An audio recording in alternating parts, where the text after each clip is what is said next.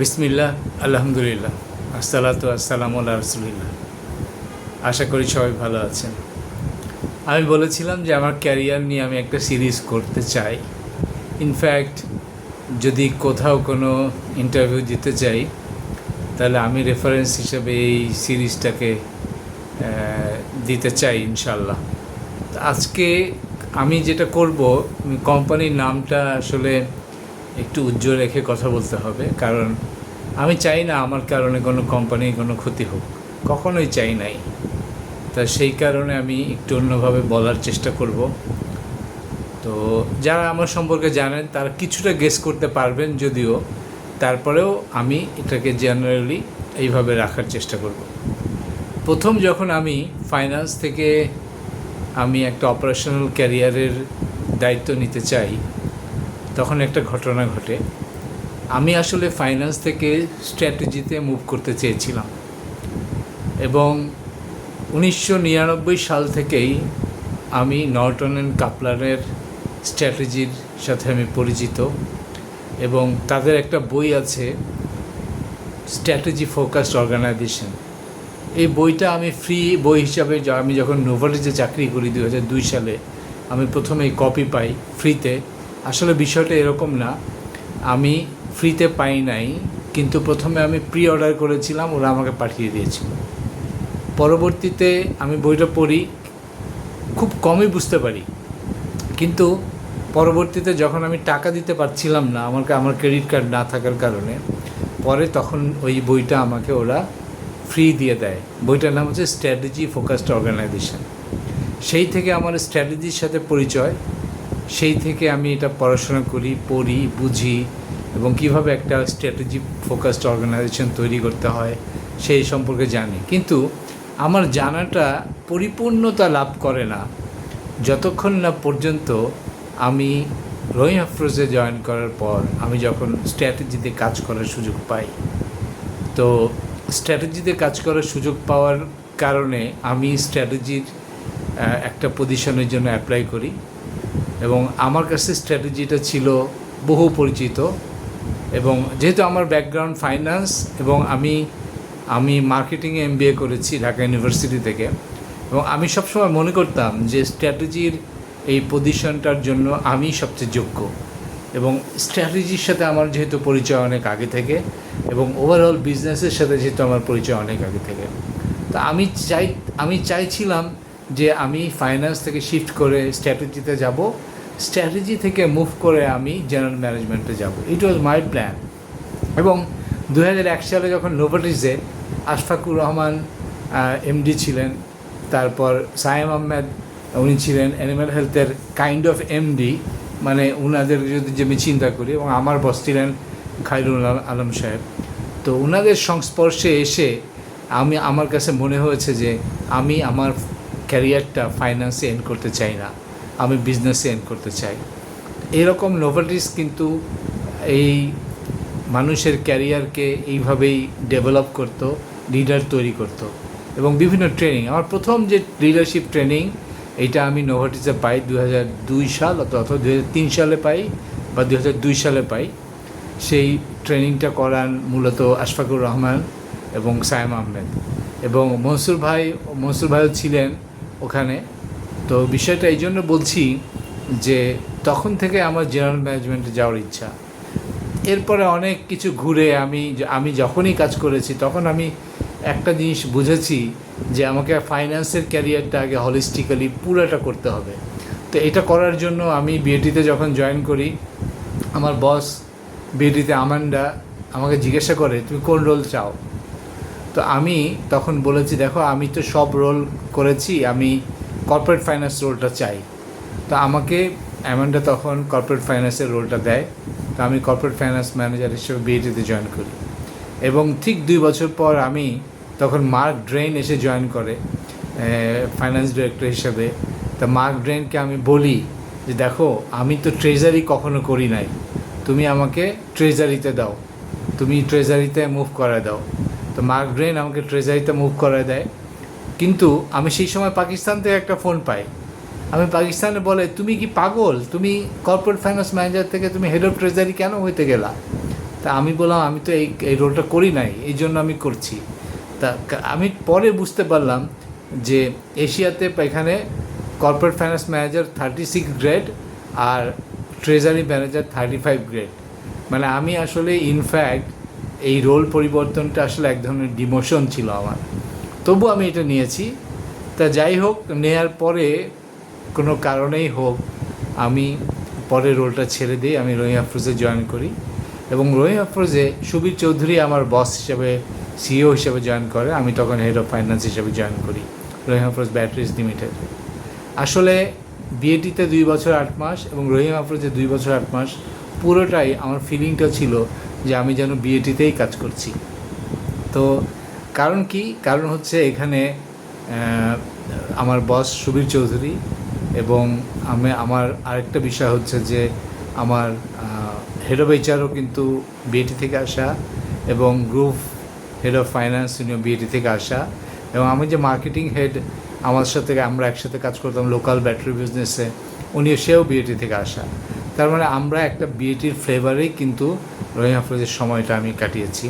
এবং আমাদের reporting system এবং অনেক কিছু পলিসি সব কিছু অনেকটাই বিএটির সাথে মিল রাখা। তো এইটা আজকের উদ্দেশ্য না। এরপরে আমি আসলে জেনারেল ম্যানেজমেন্ট ক্যারিয়ারে যাই।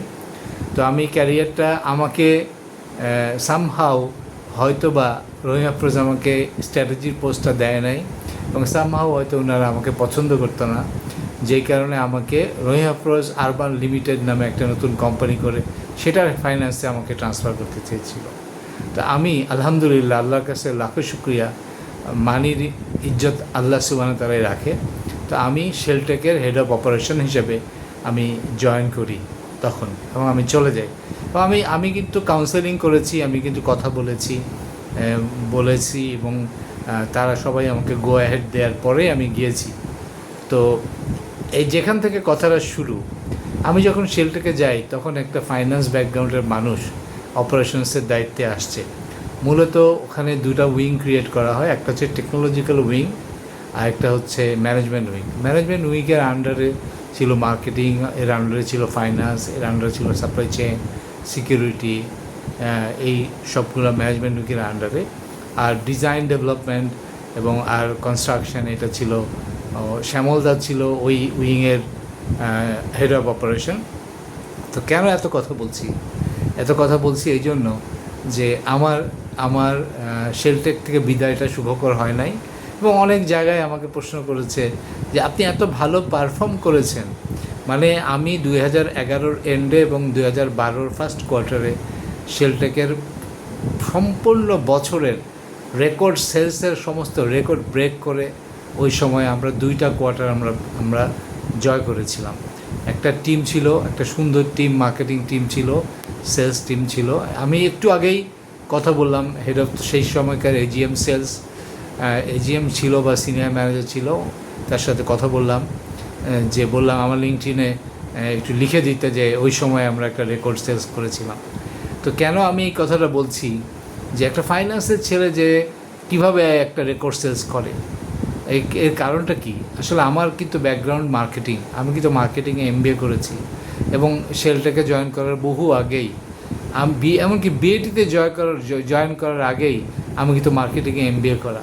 যদিও বিএটি আমার এই মার্কেটিংয়ে এমবিএ করা জিনিসটা দেখেই নাই, এবং তারা চাইলে আমাকে মার্কেটিং ফাইন্যান্সেও দিতে পারতো, তারা দেখেই নাই আমার যে একটা ডিগ্রি আছে এফসিএমের পাশাপাশি, যে আমি আরও মাল্টিপল অ্যাকাউন্টিংয়ে মাস্টার্স আছে, তারা এটাকে কোনো পাত্তাই দেয় নাই, আমিও কিছু মনে করি নাই, এবং আমি মার্কেটিং ফাইন্যান্সে কাজ করতে চাইও নাই। কারণ আমার নোভাটিসের রোলটা combination of marketing finance, ops finance এবং জেনারেল অ্যাকাউন্টসের রোলের জন্য, এই জন্য আমি চাই নাই যে ওই রোলটা করতে, কারণ ওই রোলটা আমার জন্য ডুপ্লিকেট রোল। আমি ডিফারেন্ট কিছু করতে চেয়েছি, অ্যাজ এ হলিস্টিক লিডার হিসাবে, একটা হলিস্টিক ফাইন্যান্স হিসাবে আমি নিজেকে ডেভেলপ করতে চেয়েছি।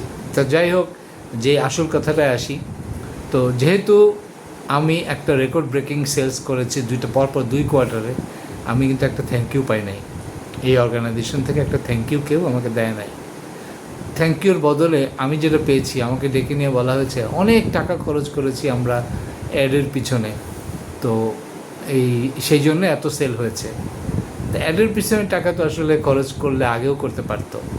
তা যাই হোক, আমি কিন্তু তখন জানতে চেয়েছিলাম, ঠিক আছে আমি একটু অ্যাডগুলো দেখি। অ্যাড দেখার পরে আমি যখন দেখি বিল করা হয়েছে কার্ড রেটে।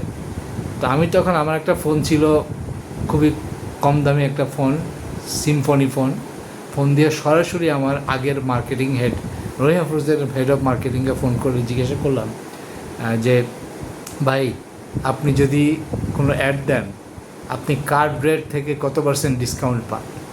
উনি ওই পাশ থেকে উত্তর দিল, আমার সামনে আমার ডাইরেক্টর বসা, ওই পাশ থেকে উত্তর দিল, আমি যদি নেগোশিয়েট নাও করি তবুও 70% ডিসকাউন্ট পাই, আর আমি যদি নেগোশিয়েট করি তাহলে এর থেকে বেশি আমি পেতে পারি। এরপরে আমি কি করলাম, আমি ফাইন্যান্সের কাছে চলে গেলাম। ফাইন্যান্সে যে বললাম যে আমার এই 1 বছরের পুরো বিলগুলো আমার টেবিলে দেন, আমি একটু দেখি কিভাবে বিল হয়েছে। সেই বিল আমার টেবিলে আসে নাই। এর পরিবর্তে আমার একটা রেজিগনেশন লেটার আমার আসলো এবং আমাকে বলা হলো যে you are no longer required in this company. তো আজকে এইটুকু কথা বলেই শেষ করতে চাই। এবং আপনারা বুঝতেই পারছেন যে এই দেশটা কিভাবে চলে, দেশটা কিভাবে চলছে, দেশটা কারা চালাচ্ছে। কিন্তু আমাদের এই সংগ্রাম আমাদেরকে চালিয়ে যেতে হবে। তো আমি কোনো দিন কোথাও বলি নাই, এই কথাটা বলছি। ইনশাল্লাহ আমি এই কথাটা আমি যার সামনে হয়েছে তার সাথে, তারাও এই ভিডিওটাই দেখবেন, দরকার হলে আমি শেয়ার করব তাদের সাথে। কিন্তু আমি কোনো মানুষের নামও বলি নাই, কোনো কিছু বলি নাই, এবং আমি কোনো অর্গানাইজেশনের নামও বলি নাই। সো আমি এইভাবে আমি আমার বাকি আমি 2-1টা অর্গানাইজেশনের নাম বলেছি, যেটাতে কোনো ক্ষতি নাই, এবং আমি কোনো অর্গানাইজেশনের বদনামও করি নাই। বাট এটাই হচ্ছে বাস্তবতা। তো কথা বলছি বলে আরেকটা কথা বলা যে আরেকটা কোম্পানির কথা আমি বলে একটু শেষ করি। আরেকটা কোম্পানিতে আমি শুরু থেকে যার দলের বিরুদ্ধে, যার দুর্নীতির বিরুদ্ধে আমরা স্ট্রাগল করেছি এবং আমি চেষ্টা চালিয়েছি, একসময় ওই ব্যক্তিকে আমার বস বানিয়ে দেওয়া হয়। তো ওই বস কি কখনো আমার ভালো কিছু করবে না, আপনারও করবে না, কারও করবে না।